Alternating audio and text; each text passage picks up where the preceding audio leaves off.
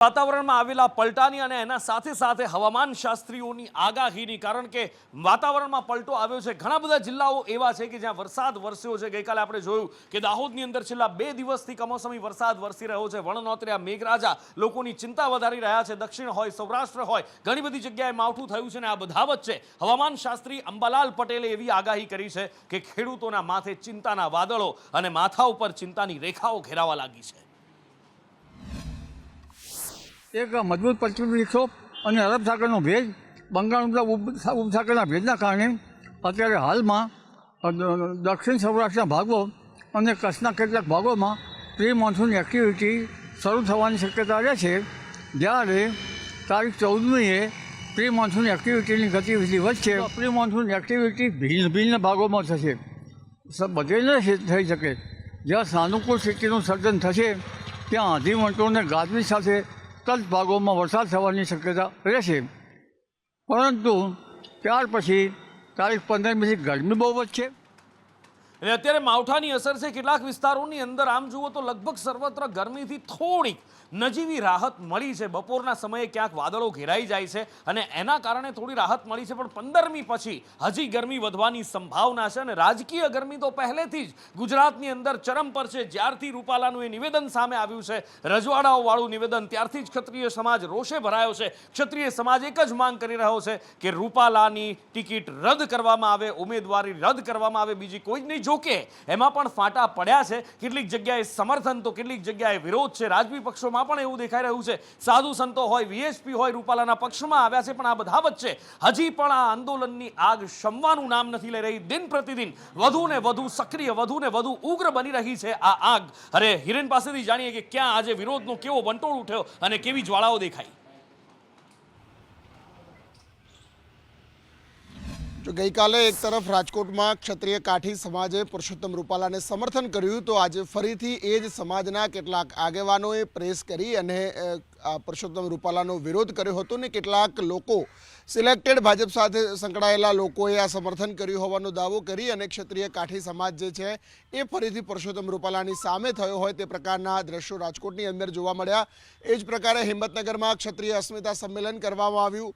ગાંધીનગર આસપાસના જે ગામો છે એ ગામો, દોલાળના વાસણા હોય, આજોલ હોય કે આ ગામોની અંદર ગામના લોકોએ સ્વયંભૂ બહાર આવી પોસ્ટર લગાવ્યા અને પુરુષોત્તમ રૂપાલા હાય હાય, કમલ કી ફૂલ હમારી ભૂલ, આ પ્રકારના નારા અને બેનરો જોવા મળ્યા। તો એ જ પ્રકારે મહીસાગરની આસપાસના વિસ્તારો છે ત્યાં પણ ક્ષત્રિય સમાજના આગેવાનો અને ગામના લોકો છે એમણે વિરોધ નોંધાવ્યો છે। અમદાવાદમાં પણ ક્ષત્રિય સમાજને લડી લેવાના મૂડમાં હોય તે પ્રકારના દ્રશ્યો દેખાયા। જિલ્લા ભાજપ કાર્યાલય પાસે ક્ષત્રિય સમાજે પોતાનો રોષ છે તે વ્યક્ત કર્યો હતો।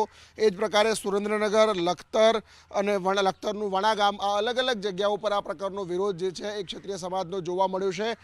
રાજકોટમાં ક્ષત્રિય મહાસંમેલન યોજાઈ રહ્યું છે એ પહેલાં સમગ્ર રાજ્યમાંથી આ પ્રકારે અલગ અલગ વિરોધ થઈ રહ્યા છે। જો કે ક્યાંક સમર્થન તો ક્યાંક વિરોધ વચ્ચે પુરુષોત્તમ રૂપાલા આગામી દિવસોમાં એટલે કે 16 તારીખે પોતાનું નામાંકન પત્ર ભરવા જઈ રહ્યા છે અને એ વચ્ચે ભાજપ ક્યાંક ક્ષત્રિય સમાજની અંદર જ પણ ભાગલા પડાવી રહ્યો હોય તે પ્રકારની સ્થિતિ પણ દેખાય છે।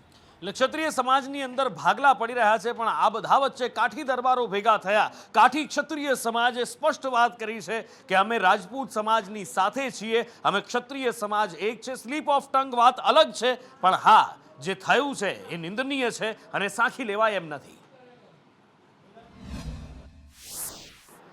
શબ્દોની અંદર ફેર હોય। ઘણીવાર એવું કહેવાય કે ભાઈ આ તો સ્લીપ ઓફ ટંગ છે। સ્લીપ ઓફ ટંગ અલગ અલગ રીતે થાય। રામ બોલતા હોય ને હરામ બોલાઈ જાય એને સ્લીપ ઓફ ટંગ કહેવાય, પણ તમારા અંદર જે પડેલું છે એ બહાર આવે એને સ્લીપ ઓફ ટંગ ન કહેવાય। એ સિવાય જ્યારે વિરોધ થવા માંડ્યો દરેક જગ્યાએ, પછી જે માફીઓ માગવામાં આવી, પણ એની અંદર તે નિખાલસતાથી માફી માગવામાં આવતી નથી।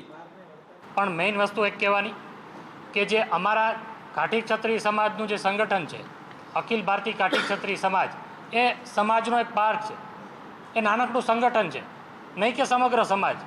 સમગ્ર સમાજે ક્યાંય સમર્થન આપેલ નથી અને આ જે સમર્થન છે એક પર્સનલ, વ્યક્તિગત રીતે અને ગ્રુપ દ્વારા આપવામાં આવ્યું છે। અને જે ગ્રુપના જે કાર્યકર્તાઓ છે એ ક્યાંક ને ક્યાંક ભાજપને રિલેટેડ અથવા તો ભાજપમાંથી આવે છે, એટલે એમને આ ફરજ પડી હોય સમર્થન આપવાની। આનાથી મોટું બીજી કોઈ વાત નથી। કાઠી ક્ષત્રિય સમાજ કહી રહ્યા છે કે તેઓ રાજપૂત સમાજની સાથે છે. રાજપૂત સમાજ કહી રહ્યો છે કે ટિકિટ રદ થાય એના સિવાય કોઈ સમાધાન નથી. પણ આ બધા વચ્ચે ફાટા પડતા દેખાઈ રહ્યા છે, તડા પડતા દેખાઈ રહ્યા છે. વિરોધની આગ ક્યાંક શાંત થતી પણ દેખાઈ રહી છે ને જોવા મળ્યું જ્યારે પરસોત્તમ રૂપાલા રાજકોટમાં પ્રચાર માટે નીકળ્યા હતા અને ક્ષત્રિય સમાજના આગેવાનો એમની સાથે ત્યાં આગળ પ્રચારની અંદર પહોંચ્યા, હારતોરા કરી અને રૂપાલાનું સ્વાગત પણ કરવામાં આવ્યું. ભારતીય જનતા પાર્ટીના રાજકોટના લોકસભાના ઉમેદવાર પુરુષોત્તમભાઈ રૂપાલાનો જોરશોરથી પ્રચાર અહીંયા ચાલી રહ્યો છે. આપણી સાથે પ્રદેશના ઉપાધ્યક્ષ ડોક્ટર ભરતભાઈ બોગરા જોડાયા છે. ભરતભાઈ, શું કહેશો? જોરશોરથી પ્રચાર રાજકોટમાં વોર્ડ નંબર 1માં વિધાનસભા 69માં આજે અમારા ઉમેદવાર રૂપાલાજીનો જનસંપર્ક ચાલી રહ્યો છે. લોકોનો ઉત્સાહ માહોલ આપ જોઈ શકો છો. લોકો ફૂલડે વધાવે છે ને આદરણીય નરેન્દ્રભાઈ મોદી સાહેબ પ્રત્યેનો પ્રેમ અને રૂપાલા સાહેબ પ્રત્યેનો વિશ્વાસ એ લોકોમાં દેખાઈ રહ્યો છે. એક તરફ વિરોધ પણ થઈ રહ્યો છે અને બીજી તરફ જોરશોરથી પ્રચાર પણ છે. શું કહેશો? એ લોકો એનું કામ કરે છે, અમે લોકોના આશીર્વાદ લેવાનું કામ કરી રહ્યા છીએ. આ ક્ષત્રિય સમાજ પ્રયત્ન કરે છે કે બેલેટથી ચૂંટણી થાય, કારણ કે 200 જેટલા ફોર્મ છે તે રાજકોટની અંદર પહેલા જ દિવસે ઉપડ્યા છે. એ ચૂંટણી પંચ નક્કી કરશે શેનાથી ચૂંટણી કરવી, અમે અમારું કામ કરીએ છીએ. શું કહેશો માધવભાઈ? આજે ખૂબ આનંદનો અવસર છે. પરસોત્તમભાઈ રૂપાલા અહીંયા વિધાનસભા 69ના વોર્ડ નંબર 1માં લોકસંપર્કમાં આવ્યા છે ત્યારે લોકોમાં અનન્ય ઉત્સાહનું વાતાવરણ છે.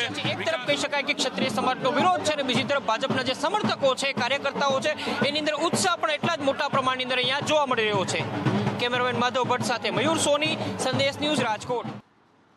એટલે એક બાજુ સમર્થન, બીજી બાજુ વિરોધની આગ અને ત્રીજી બાજુ મહાસંમેલનની તૈયારીઓ ચાલી રહી છે. આવતીકાલે રવિવાર 14 તારીખ રતનપરની અંદર મહાસંમેલન યોજાવા જઈ રહ્યું છે ક્ષત્રિયોનું અને આ મહાસંમેલનની અંદર મોટી સંખ્યામાં ક્ષત્રિયો આવવાના છે. 5000 બસો વગેરે વગેરે વાતો કરવામાં આવી છે, વગેરે વગેરે ચીમકીઓ પણ આપવામાં આવી છે.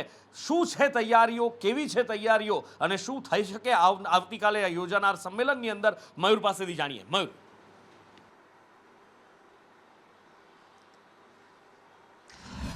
બિલકુલ નુપુર, આખા રાજકોટની અંદર એકમાત્ર ચર્ચા જો ચાલતી હોય તો તે રાજકોટ લોકસભાની બેઠકની છે ને પુરુષોત્તમ રૂપાલા અને ક્ષત્રિયો વચ્ચે ચાલતા વિવાદની છે. રણશીંગું ફૂંકાઈ ચૂક્યું છે ને રણ મેદાન રાજકોટનું રતન પર બનવાનું છે. આવતીકાલે લગભગ બપોરના 3-3:30 વાગે છે તે ક્ષત્રિય સમાજનું મહાસંમેલન શરૂ થઈ જશે.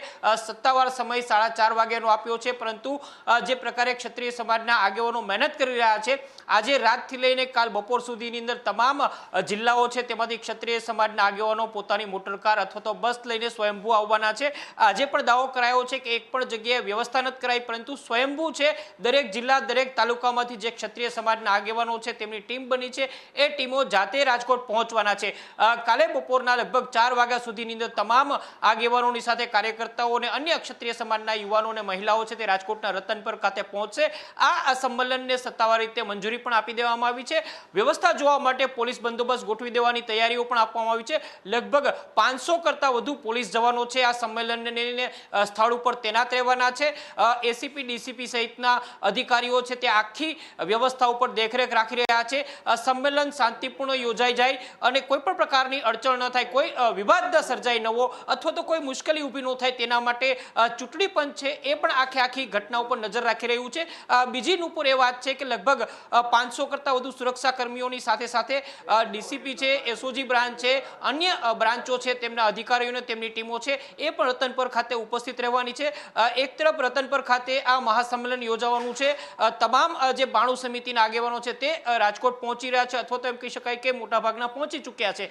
આ તમામ વ્યવસ્થાઓની વચ્ચે રાજકોટની અંદર અલગ અલગ જગ્યાએ પુરુષોત્તમ રૂપાલા છે તેમના કાર્યક્રમો પણ યોજાઈ રહ્યા છે. એટલે અહીંયા વ્યવસ્થા જોવાની સાથે સાથે રૂપાલાના કાર્યક્રમની વ્યવસ્થા જોવા ત્યાં પણ પોલીસ બંદોબસ્ત છે તે ફાળવી દેવાયો છે. એટલે કહી શકાય કે આખા ગુજરાતની જો આવતીકાલે કોઈ નજર હોય તો તે રાજકોટ ઉપર રહેવાની છે. રાજકોટની અંદર ક્ષત્રિય સમાજના સંમેલનની અંદર શું નિર્ણય લેવાય છે, શું એલાન કરાય છે, તેના ઉપર સૌ કોઈની નજર રહેશે. એક તરફ બીજેપી છે તે પુરુષોત્તમ રૂપાલાની ટિકિટ રદ નથી કરવી એ મન બનાવી ચૂક્યું છે ને એટલા માટે જોરશોરથી પ્રચાર થઈ રહ્યો છે. તો બીજી તરફ ક્ષત્રિયો પણ પોતાની માંગને લઈને અડગ જોવા મળી રહ્યા છે.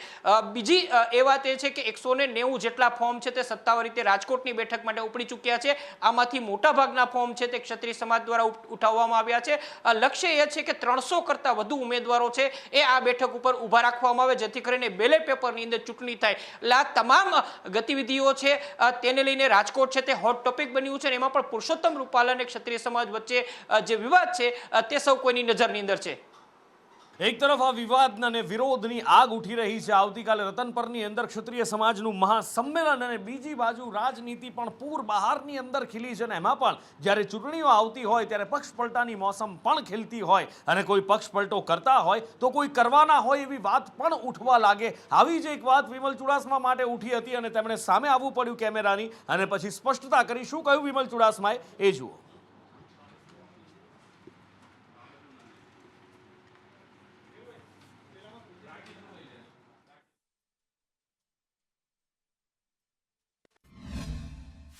પહેલાં હું નારાજ હતો, પહેલાં પણ નારાજ નહોતો, અત્યારે પણ નારાજ નથી, કારણ કે હું અને હીરાભાઈ સતત હારે છે. અમે જે વેરાવળ તાલુકાના નેવું સોમનાથ વિધાનસભાનો કાલે આખો પ્રવાસ, જિલ્લા પંચાયત વાઇઝ પ્રવાસ પૂરો કરી લીધો. કાલે કાર્યાલયનું ઉદ્ઘાટન કર્યું અને કાર્યાલયનું ઉદ્ઘાટન છે એ મારી ઓફિસ છે ત્યાં જ સંસદના ઉમેદવાર હીરાભાઈ જોટવાનું કાર્યાલયનું ઉદ્ઘાટન કર્યું. હીરાભાઈને 3 મહિના પહેલાં કહી દીધું છું કે હવે તમે એક જ છો એટલે તમે જ ઉમેદવાર તરીકે છો, એટલે આવી કોઈ નારાજગી નથી. અને કાલે પણ સ્પષ્ટતા મુજબ કીધું અમે સાથે મળી અને સાથે પૂરી લોકસભામાં સાથે મળી અને પ્રચાર કરીએ છીએ. ટેક્સ જેના ઉપર આખું અર્થતંત્ર ચાલે છે એ ટેક્સ સૌથી મોટી સરકારની કમાણી. એ ટેક્સ કે જેનાથી જનતાને સુવિધા આપવામાં આવે છે. એવું કહેવામાં આવે છે, જનતાની હંમેશા ફરિયાદ રહે છે કે ટેક્સ જેટલો આપીએ છીએ એટલી સુવિધા રહેતી નથી. અને કદાચ એટલા માટે જ જ્યારે મહાનગરપાલિકાનું તંત્ર ટેક્સ ઉઘરાવવા માટે પહોંચે છે તો લોકોની નારાજગી વહોરવી પડે છે. અને આવું જ કંઈક ટેક્સ વસૂલાત સાથે અમદાવાદ મ્યુનિસિપલ કોર્પોરેશન સાથે પણ થઈ રહ્યું છે. બોપલ ગુમામાં 100% ટેક્સ વસૂલવામાં આવશે એવી જાહેરાત કરવામાં આવી અને વિરોધનો વંટોળ ઊભો થયો છે. 10 વર્ષથી 100% ટેક્સ ભરી રહ્યા છે અને એમના માટે અમે ચૌધરી સાહેબ, મ્યુનિસિપલ કમિશનર સાહેબને મળેલા. અમે એમને રજૂઆત કરેલી કે અમે સ્વર્ગમાંથી નરકમાં આવી ગયા છે. ચારે બાજુ અમારે ગંદા પાણી ગટરનો ફેલાયેલો છે અને અમારે દરરોજ નીકળતી વખતે એમાંથી પસાર થઈને જવું પડે છે. અમારે આજુબાજુ લેક જેવું થઈ ગયું છે અને ચારે બાજુ પાણી, શાંતિપુરાની આજુબાજુમાં ગંદો પાણી એટલો બધો ભરાઈ ગયું છે અને મચ્છરોનો ત્રાસ છે, પણ કોઈ સાંભળવામાં આવતું નથી. વારંવાર રજૂઆતો કરવા છતાં એનો કોઈ ઉકેલ આવતો નથી અને ગંદો પાણી એમની એમ શાંતિપુરા સર્કલ ઉપર ભરેલું છે. અહીંયા અમે એડવાન્સ ટેક્સ ભરીએ છીએ અને સુવિધાના નામે મીંડું છે. વારંવાર રજૂઆત કરવા છતાં આનો કોઈ ઉકેલ આવતો નથી. ગટરના પાણી રોડ ઉપર વયા જાય છે પણ અને મચ્છરનો એટલો ત્રાસ છે ને કે અહીંયા જીવવું મુશ્કેલ બની ગયું છે અને ધંધા રોજગારમાં એટલી અસર થઈ છે ને તે ના પૂછો વાત.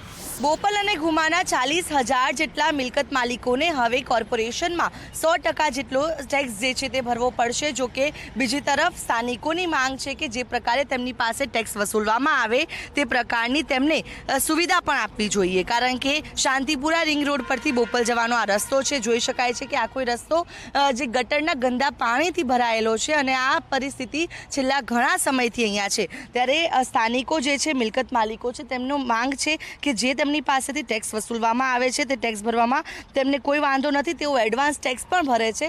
જો કે તેની સામે જ્યારે સુવિધાની વાત કરવામાં આવે તો તેમાં ક્યાંક ને ક્યાંક જે કોર્પોરેશન છે તે સુવિધા પૂરી નથી પાડી રહી. આ વિસ્તારની અંદર ડ્રેનેજની જે અનેક ઘણી સમસ્યાઓ સામે આવે છે. વરસાદી પાણીના નિકાલ માટેની કોઈ પણ સુવિધા નથી. એટલું જ નહીં પરંતુ કોર્પોરેશન જે પાણીનો ટેક્સ લે છે તેની સામે લોકો બોરનું પાણી પીવા માટે પણ મજબૂર બન્યા છે. ત્યારે જે ટેક્સ લેવામાં આવે છે તેની સામે તેટલી સુવિધા આપવામાં આવે તેવી જે માંગ છે તે બોપલ અને ઘુમાના સ્થાનિકો જે છે, મિલકત માલિકો છે, તે કરી રહ્યા છે. ત્યારે જે રીતે કોર્પોરેશન દ્વારા ટેક્સ તો વસૂલવામાં આવે છે પરંતુ સામે જ્યારે શહેરીજનોને સારી સુવિધા આપવાની વાત હોય ત્યારે ક્યાંક ને ક્યાંક જે કોર્પોરેશન છે તે ખાડે જાય છે અને તે જ પ્રકારની પરિસ્થિતિ અત્યારે હાલ બોપલ ઘુમા વિસ્તારની અંદર જોવા મળી રહી છે. કારણ કે હવે ટેક્સ તો વધારે લેવામાં આવશે પરંતુ સામે સુવિધા છે કે જે હાલ જેટલી છે તેનાથી પણ ખૂબ જ ઓછી આપવામાં આવી રહી છે. કેમેરા પર્સન મનીષ વાણિયા સાથે આયુષી યાજ્ઞિક, સંદેશ ન્યૂઝ, અમદાવાદ. દરેક સનાતનીનું એક સપનું અથવા એક નિશ્ચય અથવા એક સંકલ્પ હોય છે કે જીવનમાં એકવાર અમરનાથ યાત્રા તો કરવી છે ને બાબા અમરનાથના દર્શન કરવા છે, પણ અમરનાથ યાત્રા એટલી સહેલી નથી. જે ગયા છે એમને ખબર છે ખૂબ કઠિન છે અને એના માટે જ ફિટનેસ સર્ટિફિકેટ અહીંયાથી રજૂ કરવું જરૂરી બન્યું છે અને એના માટેની જ પ્રક્રિયા અત્યારે શરૂ કરી દેવામાં આવી છે. પ્રતિક પાસેથી વિગતે જાણીએ. નુપુર, આ એક જનરલ પ્રક્રિયા છે કે અમરનાથની યાત્રા પર જે પણ શ્રદ્ધાળુ જતા હોય છે તેમને એક ફિટનેસ સર્ટિફિકેટ રજૂ કરવું પડતું હોય છે અને ડૉક્ટર જે ફિટનેસ સર્ટિફિકેટ આપતા હોય છે તેના આધારે જ તે યાત્રી આગામી તેમની જે યાત્રા છે તેને આગળ વધાવી શકતા હોય છે. સુરતમાં આ યાત્રા માટેની ફિટનેસ સર્ટિફિકેટની પ્રક્રિયા શરૂ કરવામાં આવી છે. સામાન્ય રીતે સરકારી હોસ્પિટલમાંથી આ ફિટનેસ સર્ટિફિકેટ આપવામાં આવતું હતું, ત્યારે સિવિલ હોસ્પિટલમાંથી દરરોજના 500 જેટલા વ્યક્તિઓને ટોકન આપવામાં આવે છે. આ 500 વ્યક્તિઓને ફિટનેસ ટેસ્ટ કર્યા બાદ તેમને સર્ટિફિકેટ ઇસ્યુ કરવામાં આવે છે અને આ સર્ટિફિકેટ બાદ તે આગામી પ્રક્રિયા શરૂ કરતા હોય છે. પરંતુ આ જે ફિટનેસ સર્ટિફિકેટ છે તેના માટેના કેટલાક નિયમો બનાવવામાં આવે છે. 13 વર્ષથી નાના અને 75 વર્ષથી મોટા ઉંમરના જે વ્યક્તિઓ હોય છે તેમને આ સર્ટિફિકેટ આપવામાં નથી આવતા. આ સાથે જ જે શ્રદ્ધાળુને હૃદયના પ્રોબ્લેમો છે તેમને આ સર્ટિફિકેટ નથી આપવામાં આવતા, એટલે કે કોઈપણ વ્યક્તિને અમરનાથની યાત્રા પર ગયા બાદ તકલીફ ન થાય તેના માટેનું પૂરતું ધ્યાન પણ રાખવામાં આવી રહ્યું છે. અને આગળ વાત કરવી છે એક એવી ઘટના કે જે કદાચ ફિલ્મોમાં જોવા મળતી હોય. ફાટક બંધ હોય, કોઈ વાહન ક્રોસ કરી રહ્યું હોય ફાટક અને ધસમસથી ટ્રેન આવે અને ઉડાડી જાય. આવું કંઈક બન્યું છે રિયલ લાઈફની અંદર. રિયલ લાઈફ જેવા દ્રશ્યો જોવા મળ્યા ઉનામાં કે જ્યાં ટ્રેનની અડફેટે બસ આવી ગઈ. શું થયું, કેવી રીતે થયું, જાણીએ કુલદીપ પાસેથી. કુલદીપ. જી નુપુર, ચોક્કસથી જણાવી દઉં કે દેલવાડા જુનાગઢ જે મીટર ગેજ લાઈન છે જે ઉનાથી બપોરે 2:40 નીકળ્યા બાદ હરમડિયા અને પીછવી ગામની વચ્ચે એક ફાટક છે. જે ફાટક ઉપર એક માણસ જ માત્ર ઉભો રાખવામાં આવે છે, કોઈ આયાસ હોતી નથી. ત્યારે હરમડિયાથી સુરત જતી બસ જે છે તે સ્લીપર કોચ બસના ચાલકને ના પાડ્યા છતાં પણ તે ગયો અને જે વળાંક ઉપરથી જે ટ્રેન આવતી પસાર થઈ, બંને વચ્ચેનું ધ્યાન મિસ થતા ટ્રેન અને બસની વચ્ચે અકસ્માત સર્જાયો હતો. જોકે સદનસીબે બસની અંદર માત્ર 2 થી 3 પેસેન્જર જ હોય એટલે ડ્રાઈવરને એક માથાના ભાગે ઈજા થઈ છે અને બસ પલટી ખાઈ ગઈ છે અને ટ્રેનમાં પણ અકસ્માતની અંદર ઈજાઓ, ટ્રેનની અંદર પણ નુકસાન થતા બંને ત્યાં વાહન વ્યવહાર ખોરવાયો હતો અને બધું ટ્રાફિક જામના 108 ડ્રાઈવરને દવાખાને ખસેડવામાં આવ્યો છે. બિલકુલ કુલદીપ, માહિતી બદલ આભાર. અને આગળ વાત કરવી છે લોકરક્ષક દળની ભરતીની કે જેની અંદર ભરતી કન્ફર્મ થઈ ગઈ છે. કેટલી ભરતી કન્ફર્મ થઈ છે, શું આગળ, હવે જાણીએ હિરેન રાવલ પાસેથી. હિરેન. પીએસઆઈ અને પીએસઆઈ ભરતી માટે જે ઉમેદવારી પત્ર ભરવાની પ્રક્રિયા અત્યારે શરૂ થયેલી છે ને એમાં લગભગ 3 લાખ કરતા વધુ ઉમેદવારોએ પોતાની અરજી છે તે કરી હોવાની માહિતી અત્યારે હાલ મળી રહી છે. પાછળના સમયથી એટલે કે ઓગસ્ટની આસપાસમાં જેને વયમર્યાદા પૂર્ણ નથી થતી અને એજ્યુકેશન પણ ત્યાં પૂર્ણ થાય છે એટલે કે છેલ્લા વર્ષમાં છે એવા લોકોને પણ ત્યાં ફરીથી ફોર્મ ભરવા માટેનો સમય આપવામાં આવશે. અંદાજિત સમયપત્રક છે એ અંતર્ગત નવેમ્બર-ડિસેમ્બરમાં આ શારીરિક કસોટી છે તે લેવામાં આવશે. જાન્યુઆરી 2025માં શારીરિક પરીક્ષાનું પરિણામ આવશે. માર્ચ 2025માં લેખિત પરીક્ષા જે છે તે લેવામાં આવશે. 2025ના એપ્રિલ સુધીમાં અંતિમ પરિણામ જાહેર કરી અને મે મહિનામાં તેમને નિમણૂક આપવું એ પ્રકારનું આયોજન અત્યારે હાલ કરવામાં આવી રહ્યું છે. હજુ ઉમેદવારી પત્ર ભરવાની શરૂ હોવાના કારણે 3 લાખ કરતા વધુ ઉમેદવારો છે પોતાની અરજી આ પોલીસ માટેની હજુ કરી શકશે. આગળ વાત કરવી છે તસ્કરોના તરખાટની અને એ પણ અમદાવાદ શહેરની અંદર અને એ પણ વેપારીઓ અને લોકોથી ધમધમતા માર્કેટની અંદર કે જ્યાં એટીએમ તોડી અને ચોરીનો પ્રયાસ કરવામાં આવ્યો છે. સહયોગી જિગ્નેશ પાસેથી વધુ વિગતે જાણીએ. જિગ્નેશ. અનુકૂળ વાત કરવામાં આવે તો અમદાવાદની અંદર 3 દિવસની અંદર 2 બનાવો બન્યા છે કે જ્યાં એટીએમને ટાર્ગેટ કરવામાં આવ્યા હોય. 2 દિવસ અગાઉ કારંજ વિસ્તારમાં આ જ પ્રકારે એટીએમને ટાર્ગેટ કરવામાં આવ્યું હતું ને જેનો આરોપી ઝડપાયો હતો. ત્યારે ઘંટાકર્ણ મોલ કે જ્યાં સતત વેપારીઓની અવરજવર રહેતી હોય છે તેવા વિસ્તારની અંદર આરોપી છે તેને એટીએમને ટાર્ગેટ કર્યું અને તેમાંથી ચોરીનો પ્રયાસ કર્યો હતો. જે મામલે અત્યારે કાગડાપીઠ પોલીસે સીસીટીવીના આધારે જે એટીએમમાં તોડનાર અને તેમાંથી ચોરીનો પ્રયાસ કરનાર આરોપી છે તેની શોધખોળ હાથ ધરી છે. અને આગળ વાત કરીએ અમદાવાદની. આ વાત થઈ કે જ્યાં આગળ એક ચોરો હતા જે 2 દિવસની અંદર ચોરી કરવાનો પ્રયાસ કર્યો. અલગ અલગ જગ્યાએ ઘંટાકર્ણ જે માર્કેટ છે એની અંદર ચોરી કરવાનો પ્રયાસ કર્યો હતો. પણ આખરે કેમ, શું પોલીસ સુષુપ્ત છે?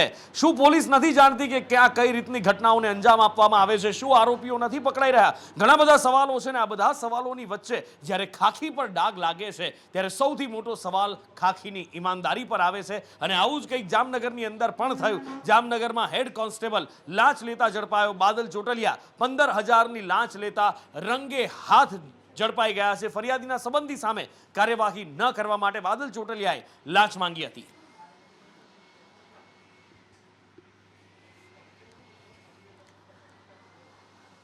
પવિત્ર ચૈત્રી નવરાત્રી ચાલી રહી છે અને આ ચૈત્રી નવરાત્રીનું ચોથું નોરતું ચાલી રહ્યું છે અને માઈ મંદિરોની અંદર ભક્તોની ભીડ જામી છે. અને એમાં પણ જ્યારે નવરાત્રીની વાત હોય અને અંબાજી મંદિરની વાત આવે, શક્તિપીઠ કે જ્યાં માં અંબાનું હૃદય ધબકે છે, મોટી સંખ્યામાં લોકો અંબાજી મંદિરે દર્શને પહોંચી રહ્યા છે. ભક્તોનું ઘોડાપૂર જાણે ઉમટી રહ્યું છે અને ભક્તિનો મહાસાગર અહીંયા હિલોળા લેતો હોય એવું દેખાઈ રહ્યું છે.